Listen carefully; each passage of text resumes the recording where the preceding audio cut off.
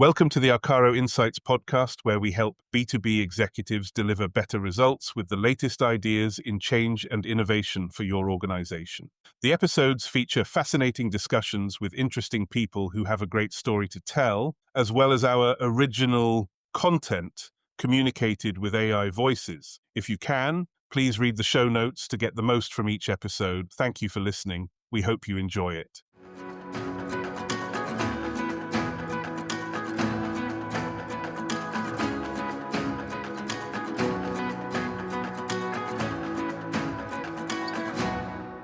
The idea that AI governance is somehow against innovation is completely wrong. For me, AI governance is actually the thing that allows you to innovate.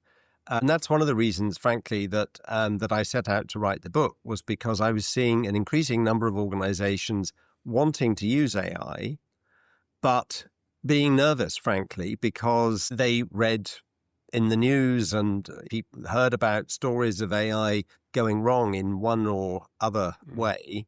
And the idea behind AI governance is quite simply to make sure that AI delivers on the return on investment that you propose and that you hope for, and that it does so without going wrong along the way. And so it should be the thing that makes you comfortable scaling your use of AI and allows you to sleep at night because you know that the right questions have been asked, the right tests have been done, the right people are in charge, and that therefore you know that everything possible will have been done to make sure that the AI delivers as you intend.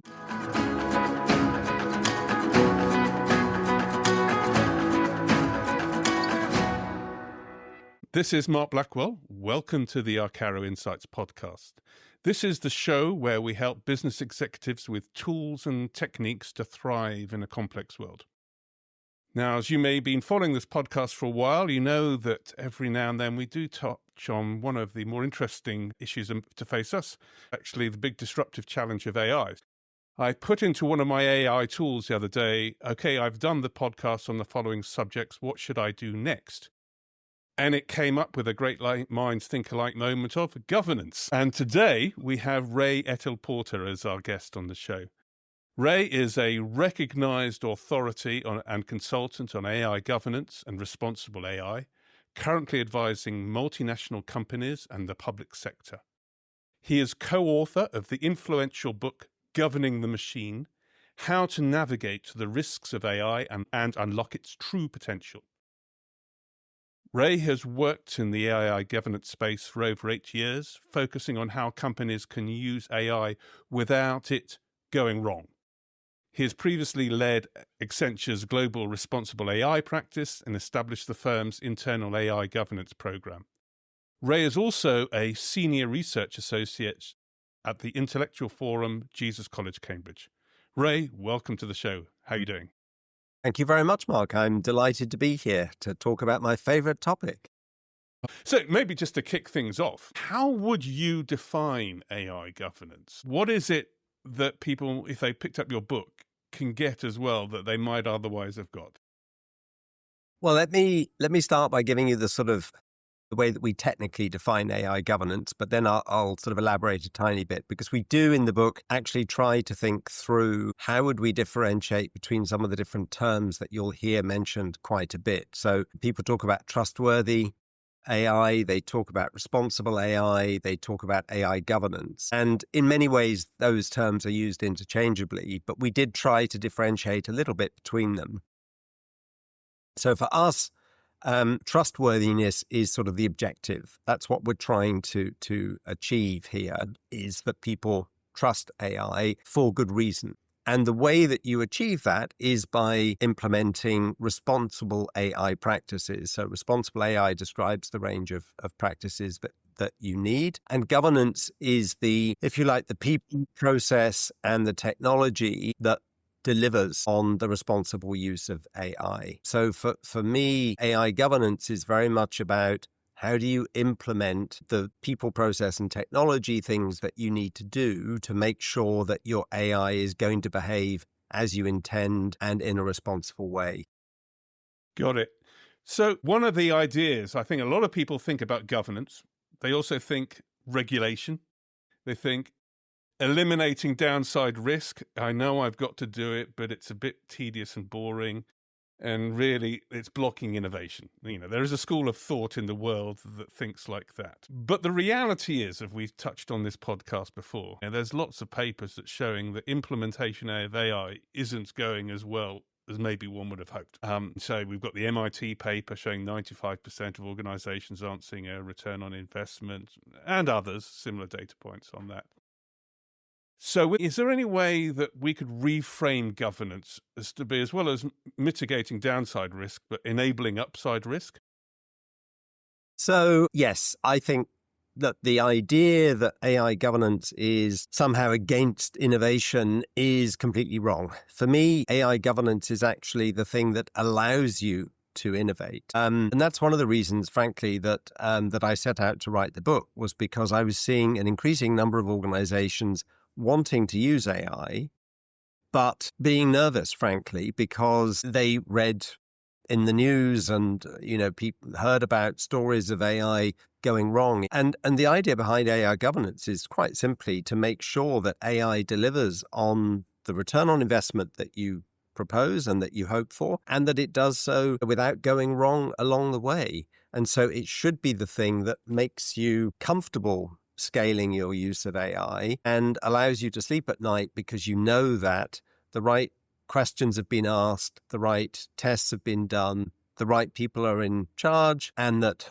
therefore you know that everything possible will have been done to make sure that the AI delivers as you intend.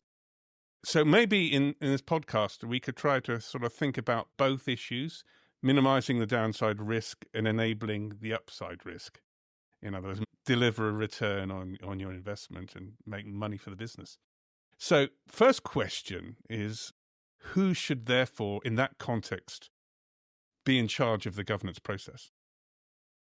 So in one way, I don't think it matters too much who it is in terms of where they sit in the organizations. Traditionally, if you go back a few years, it was almost always the CDO or someone from a technical side, chief AI officer, chief data officer, whatever the organization called that role, was generally the person leading it. Then over a period of time, we started to see general counsel or privacy and legal leadership getting involved and sometimes leading.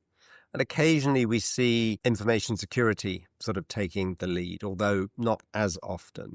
Ideally, you would have a business leading function, as in someone with P&L responsibility who's actually tasked with, delivering business value leading. I find it harder to get those people to sort of step up and want to lead the program.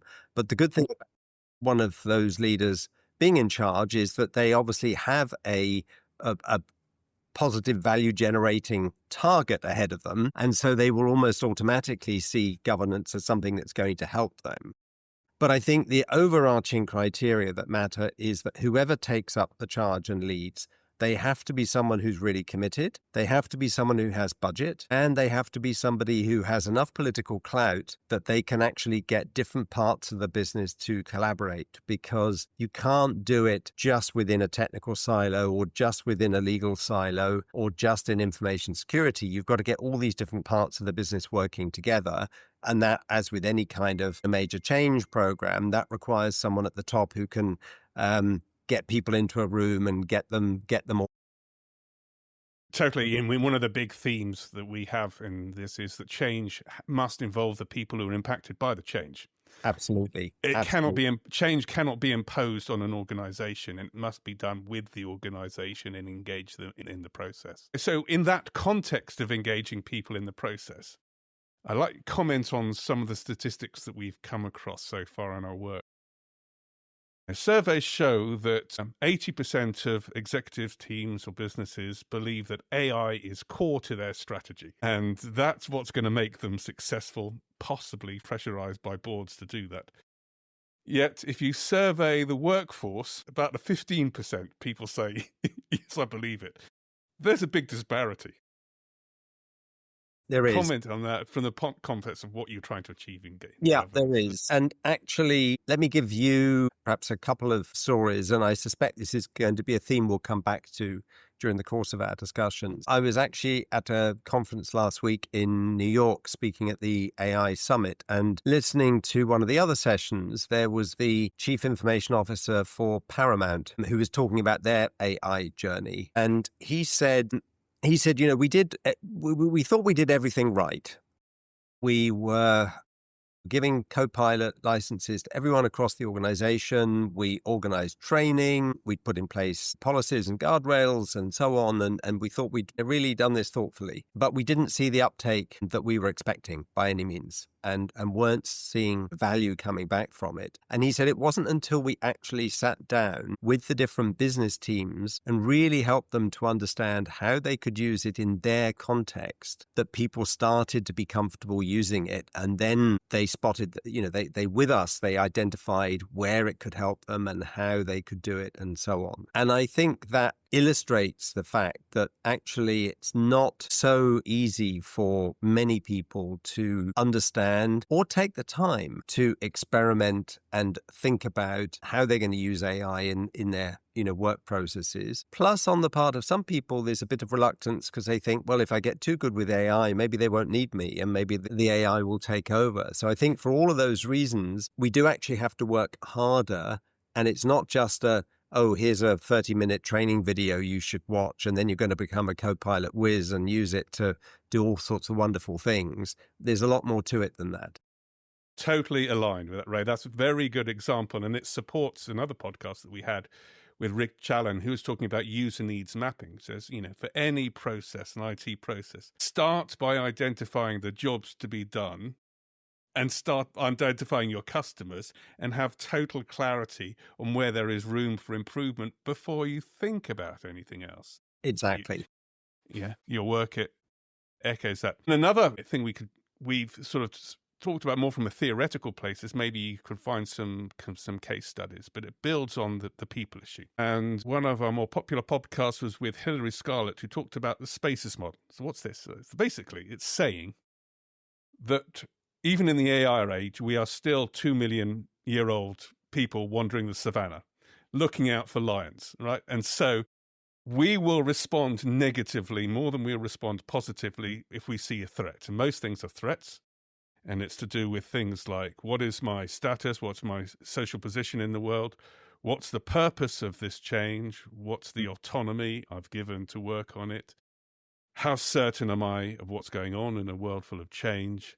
Is this equitable and fair? And finally, social connection. Maybe, I don't know if you've got any other case studies which really show how good governance can really start tackling some of these fundamental people issues and responses. I mean, I think it does come back to the training topic that we have talked about.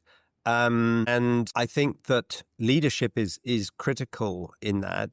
There is an interest on the part of people to have the training. So I'll give you another example, which is I sit on the AI Governance and Ethics Committee for the Local Government and Social Care Ombudsman. A bit of a mouthful of that, but this is essentially a medium-sized organization. It's an arm's length body within the UK, and it's responsible for handling all of the complaints and concerns that might be raised about anything that happens in local government or in social care within the community. Again, basically, at the local government level. And as you can imagine, this is a very sensitive area, right? So you would want to be extremely cautious about any use of AI. But as you can probably also imagine, with UK government finances in the situation they are, there's budget pressures and the number of complaints that are coming in is not going down, quite the opposite. So the organization's a bit, in a difficult position. So a group of people got together, and this was led by the sort of head of IT and somebody from the sort of business side, if you like, an expert on the sort of adjudication side. And these are not, PhD data science people or what have you, but they could tell that AI would probably be able to help in some way. And they formed a small committee to look at this. They did get a little bit of external help, which was very valuable, but not massive amounts. And they established a set of principles. And the number one principle is that humans make all decisions. And I think that's really important. So all decisions, because these are critical decisions, obviously, to people. So humans make all decisions. But what they're looking at is how AI could help in people's workflow. And when you understand what their typical employees do, they are highly skilled people who go through dozens or hundreds of documents as part of a complaint to understand the history and what's gone on. These are typically stored in a number of different databases.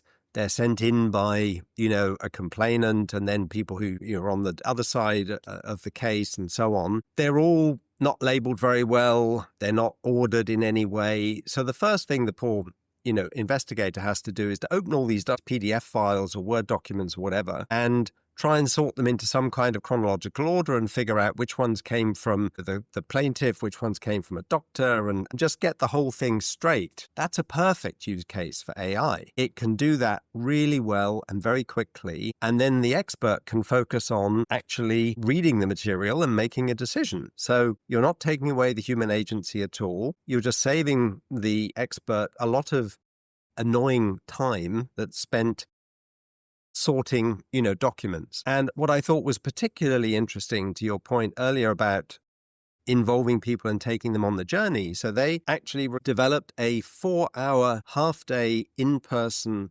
workshop for AI, and they made that mandatory for every single person in the company. And when they did that, they were nervous that a lot of people would push back and say, look, I really don't have time for this, or, it's not relevant, whatever. Quite the opposite. They were overwhelmed with demand for the first course and the second course and so on. And they surveyed people before they did the training and after the training. And before the training, people's level of confidence and trust in AI was around the 20 to 30%. After the training, it was over 90%. Wow. I think that just really shows that if you take the time, and I'll be honest, even in larger private organizations, corporates, etc., I don't see many, if any, taking 4 hours of in-person training with everyone across the firm. But you can see the value of it just in those reflected scores. That's amazing. Your autonomy is really relevant to discussions, because there was one interesting statistic in the MIT report which talked about the shadow AI economy. And forgive me if I get the numbers wrong, but I hopefully got the gist right, which is, in the companies that they surveyed, up to 90% of employees had their own ChatGPT, Claude, Gemini account, which they were using for business. But actually the usage of the corporate mandated, and I use that word mandated carefully, was very low. So like 40% tops, if I'm right, or something like that. What should you do if you find yourself in that position? Because it's understandable how it happened. Yes, it is. And I mean, I think one of the lessons from that is that, of course, you should put technical guardrails in place. But at the end of the day, with a technology like AI, and particularly in terms of chatbots and what have you, it is everywhere, and it's going to be even more everywhere than it is at the moment. So you're not going to be able to control it with pure technical guardrails. And again, therefore, it comes back to training. The only answer is going to be getting individuals to understand and recognize how they have to behave themselves and why they have to behave in that way. And I think it's not dissimilar in some ways to information security and things like phishing attacks, let's say. There are firewalls we put in place, and there are all kinds of checks that we have in our computer systems, but still phishing emails will get through, and they're written very well these days. And the only chance you've got of stopping clicking on the wrong link is by making people really aware of that, doing regular trainings. And, I see in a number of companies that they send you false, made up phishing attacks to keep you on your toes. And if you click on the button, the big red thing comes up and says, "Oh, caught you out on that one. And if you do that again, you'll have to do an extra training course," or something like that. And I think that really thinking of ways to engage with people and make them take personal ownership for what they should and shouldn't do with AI is both good from the point of view of helping them to understand the positives Because at the end of the day, we want people to use the technology in the right way because we want to get the value from it, but also making people understand and aware of where they need to be careful. Again, you're right. Very much like fishing, very much like giving in the workplace. It's giving a positive engagement to it. So many of our listeners come from agriculture, food, chemicals backgrounds. So I can just touch on some of the case studies I read in the book. One that I liked, and it comes back to this, the avoidance of fear and the social esteem, was PepsiCo and their policy in factories. Can you talk to me about that? Yeah. So, I mean, again, they have really engaged with the workforce to try and make them part of the solution. They know that they need and want to use AI, but they have a very widespread training program to really help people at all levels across the organization make the most of these tools. So they want people to be improving their career opportunities. And they also see it, funnily enough, as a sort of outreach into the community, because if people are taught this within the workplace, they will take it out into their personal lives and potentially into, social things that they do, charities they might work for, etc. So they see it as a way of, spreading the right behaviors with AI and the right skills. And again, that's very much welcomed by the workforce. And again, another interesting food one that I picked up was Nestle and their policy on promoting food, which just jumped out of me as a non-obvious one, but quite an interesting, quirky one. Absolutely. Yes. I mean, they've gone on record as saying that they will not use AI to create pictures of food because food is their essential ingredient, if you like, and they want their customers to be completely confident that any picture they're shown is authentic. It's real food. And I think that's really interesting. And obviously, as techniques get better and better, it'll be really quite hard for a customer to differentiate between an AI-generated image of a grain of wheat or whatever and a real photo. So I think standing for something and making this as a public commitment is quite important and will help brands to differentiate in certain ways. Again, that's an example of bringing value into the process, not eliminating risks so much. Yeah. Another big part of the Spaces framework, it comes to mind, is equity, making sure, and I think you've alluded to that in the previous, about everyone getting trained fairly so that they feel there is no age gap just because you're not doing it. And so that's part of the process on doing it. Absolutely. Yeah, absolutely. And so we've got, is there any other case studies that come to mind of something that you might want to share with the audience whilst we're here? On the sort of training and workforce enablement? The people side of factors. On the people side of factors. Those are the ones that particularly jump out. I guess the one other thing that I might mention, which may be straying slightly into different territory, is the emphasis that some companies put on really aligning their AI principles with their corporate values.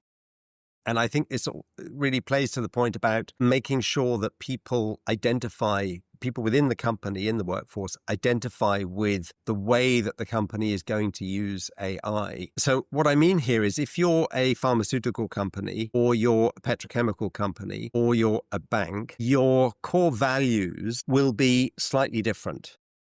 Fundamentals will be quite similar, but they will probably be expressed in slightly different ways because one company is going to focus much more on patients and treating outcomes and health and so on. One company may focus much more on safety and so on in the petrochemical industry and so forth. And if you've done a good job and your workforce really kind of understand and get your values as a company, you want to make sure that your AI principles reflect those core values so that they fit with the ethos of your company. It makes a lot of sense. It's getting closer to that sense of purpose. And remember that statistics that, 80% say it's in our strategy, but only 15% of the employees believe it. Exactly. Embed it into your purpose, embed it into your strategy in a way that makes sense for people. So maybe moving a little bit more towards the legislation side of things, if we may. and try to guide us, because it seems I read a lot of stuff in the newspapers and I don't know how true it always is all of the time. But what's going on right now? Whilst we have an expert here, we may answer. So to start with, it's right that Shell chose to model their governance policies on the EU situation. And yet I'm hearing stuff that maybe the EU has overcooked it. Does it make sense to have, a company to model on one set of legislation, or is that completely impossible?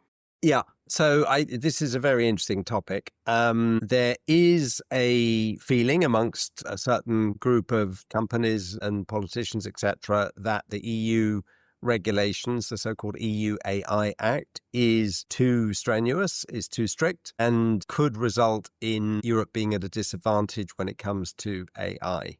As a result of pushback from a number of European companies, a sort of group of, I think it was 150, I can't remember the number exactly, European companies signed a sort of petition, as it were, to say, we think, something needs to be done, this is too strict.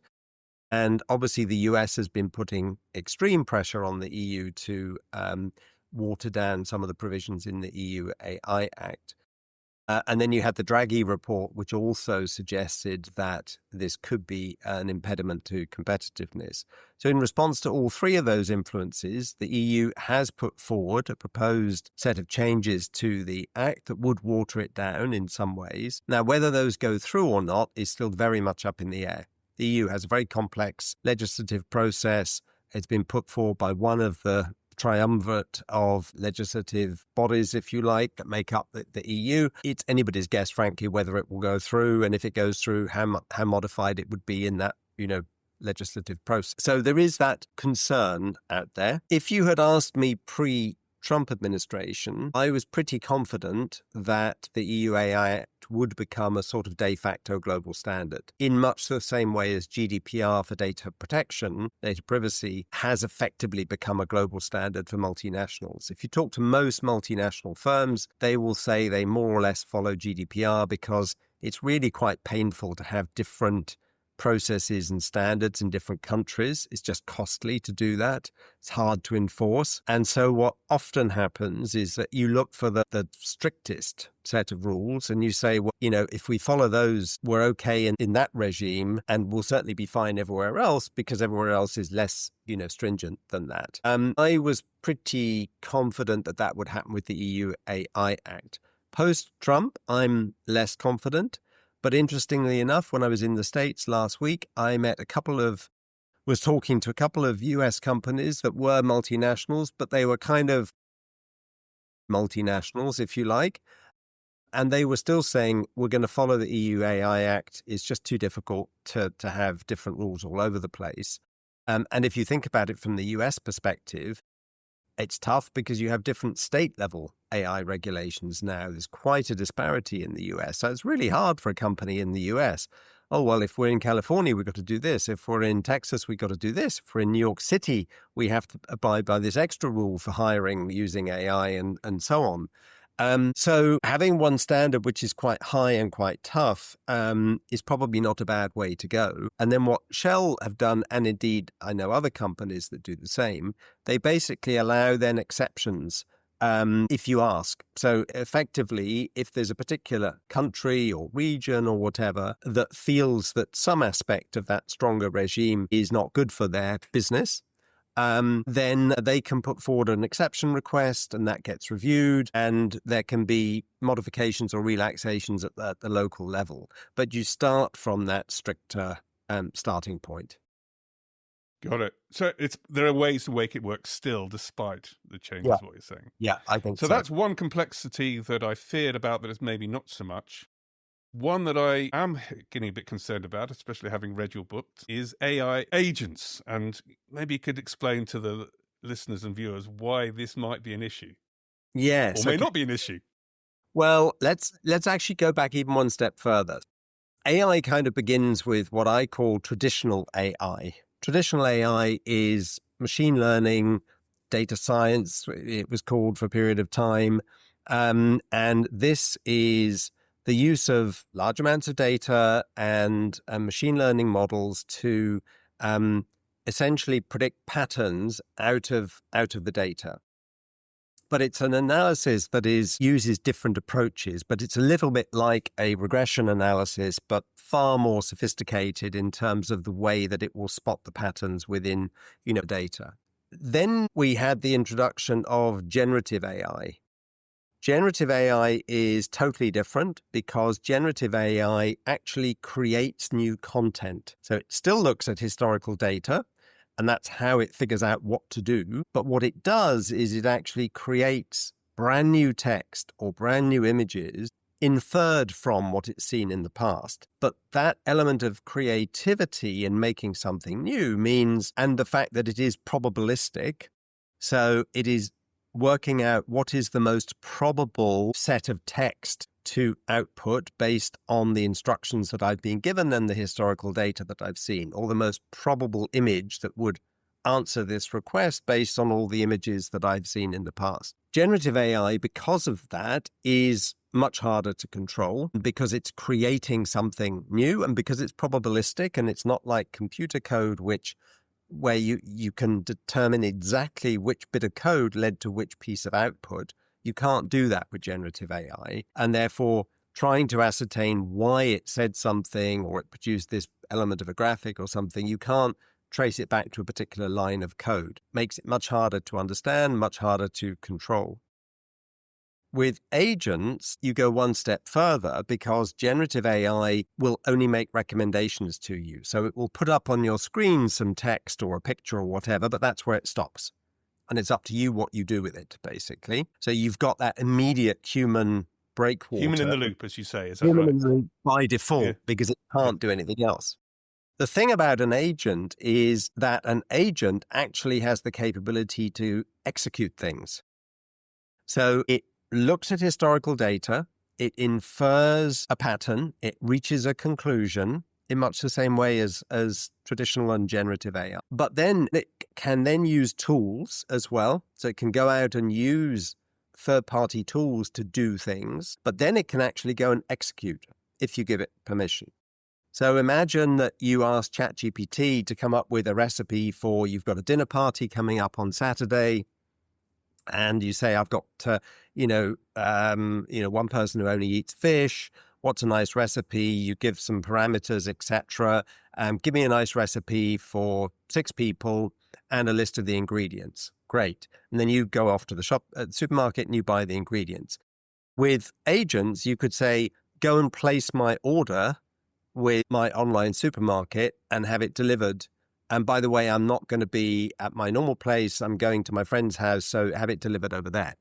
And the agent will be able to go through all those steps and actually, make those commitments on your behalf. Now, the degree of autonomy that you give to it is up to you. But in principle, you could give it full autonomy, give it your credit card, and it will go off and it will just do everything. So as you can see, the risk is higher because the impact it can have is that much higher. There is no automatic human breakwater in there. It can go off and do something quite bad. It reminded me of my O-level probabilities of there's the multiplication of risks down the stage, that you might have something which has got an 80% certainty, but 80% times 80% times 80% times 80% gets to quite a low number very quickly. Exactly. And that actually raises another important part about agents, because in most cases, agents will be part of what we call a multi-agent system. So rather than having one agent that does everything, in many cases, it's a lot more effective and more accurate if you break tasks down into steps and you train an agent to do each thing quite well. So I'll give you an example that I use in the book.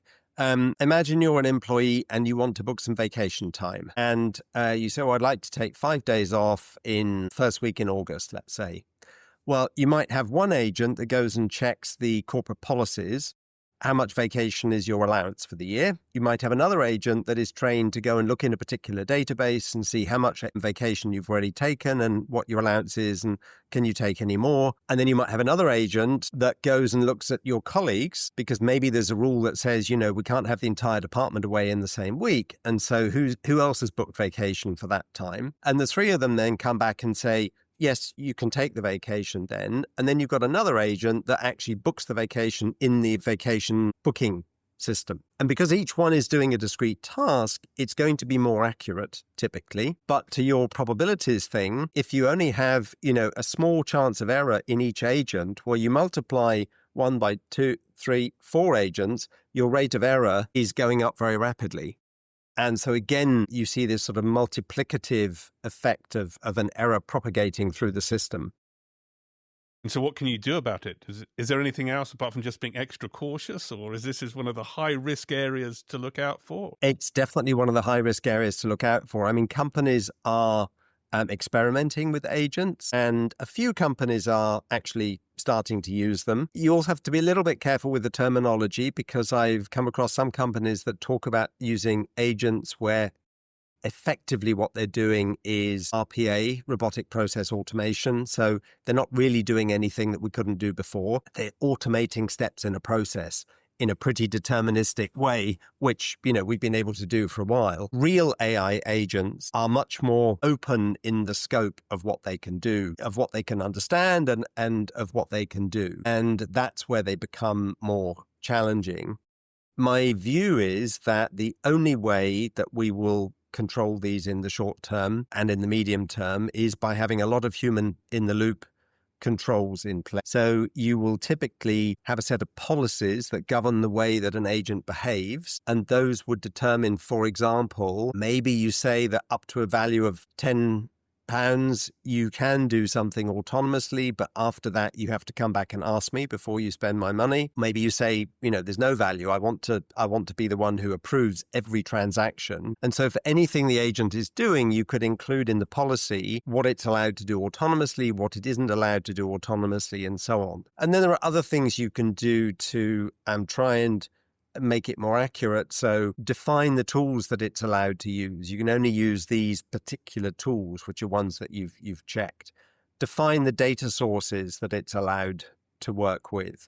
A bit like RAG and retrieval augmented generation, where you get a quality data source, you can only go to that. So maybe instead of, just give me a recipe, you might say, well, I only want recipes from this particular chef because I know that their recipes are a good quality or something like that, whereas it could go off otherwise and just pick anything from anywhere.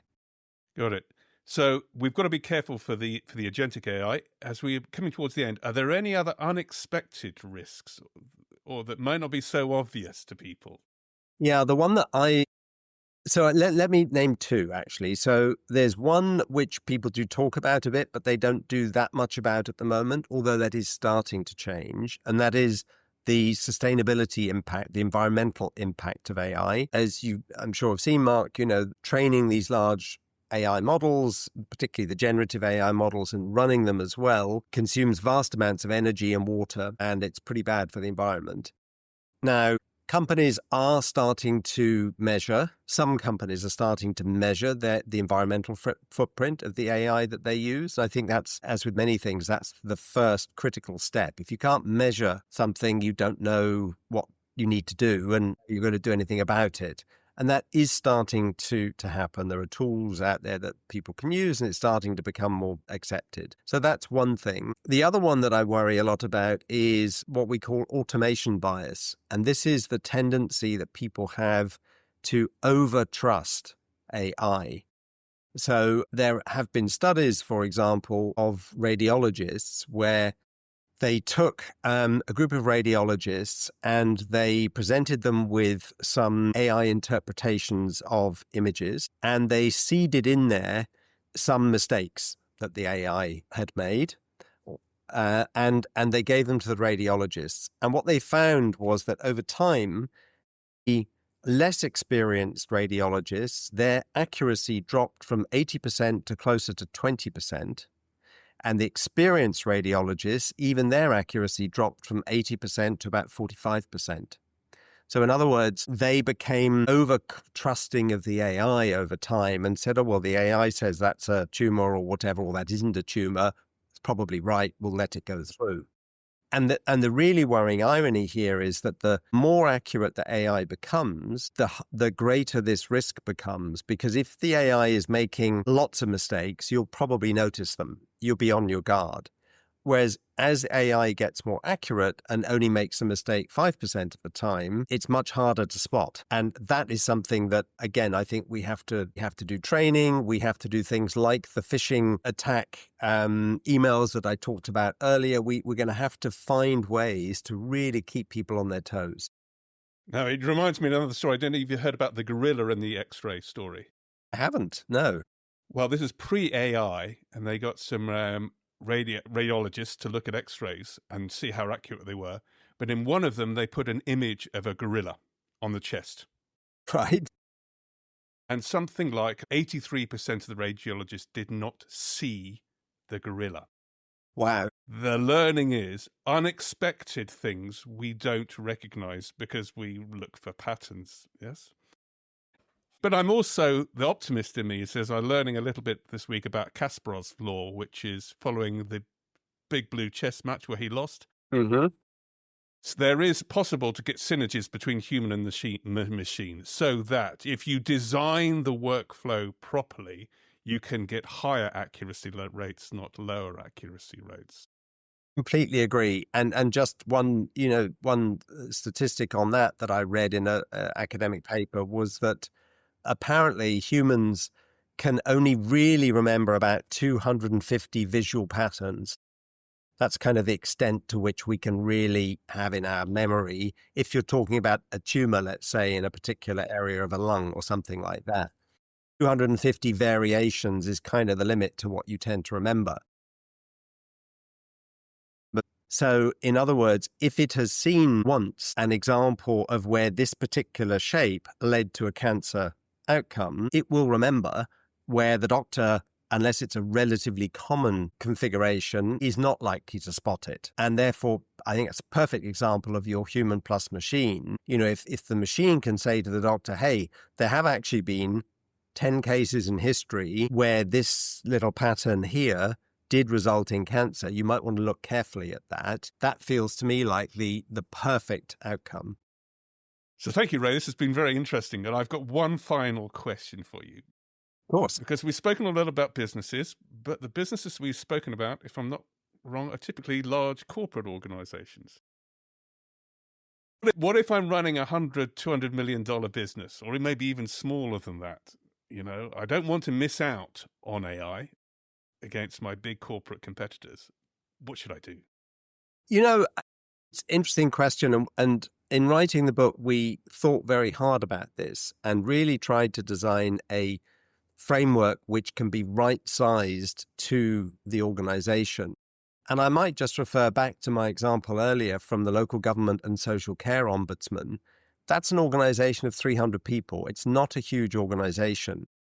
And they're going through very similar steps to the big organization, but they're just scaling it down. They're doing what they can afford to do within their budget, etc. So my view is that AI opportunity and AI governance are still equally relevant for smaller and medium-sized companies.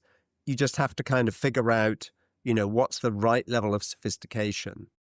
An example of that would be if you're a large corporate, you're going to need some kind of workflow platform to log all of your uses of AI and check people have done all the right things at the right steps, because you'll be having hundreds of them coming through the system.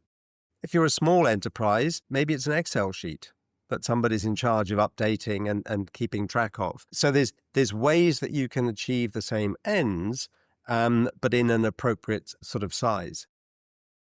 Brilliant. Thank you very much, Ray. That gives us some confidence, I hope. I hope so. And I hope this podcast has been interesting to our listeners and inspires them to learn more. So where can they find out more about you, and where can they find more about the book? Well, the book is called Governing the Machine: How to Navigate the Risks of AI and Unlock Its True Potential. And it's available from Amazon and lots of other booksellers and so on. So you can Google that. If you put in my name, Ray Eitel-Porter, then that would definitely help you to find the book. Probably the best way to find me is on LinkedIn. My family is the only Eitel-Porter family in the world, as far as we're aware. Thank you very much, Ray. May I wish you and your family a very happy Christmas and all the best for the season. Thank you. The same to you, Mark. It's been a pleasure and a really interesting conversation. Thank you. Thank you. Cheers. Bye-bye. Bye-bye. Bye-bye.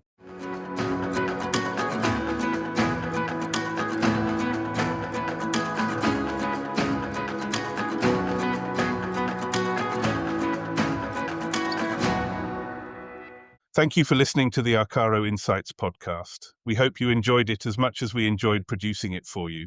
If you have not done so already, please do subscribe with your favorite podcast provider. Even better, it would be hugely appreciated if you could share the podcast with friends and colleagues. Thank you.